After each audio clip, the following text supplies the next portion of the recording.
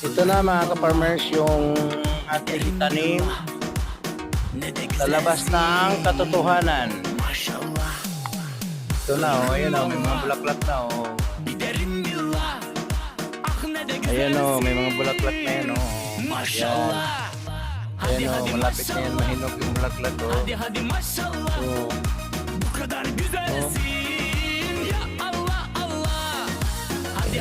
Kuya usok sa sitaw na kinagat yung likod ko ng langgam.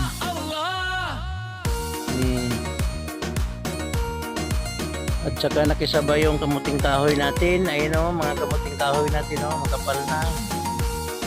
Kailangan bago mag-harvest, bago matapos mag-harvest itong sitaw na to, ano na yung kamuting kahoy. Lalaki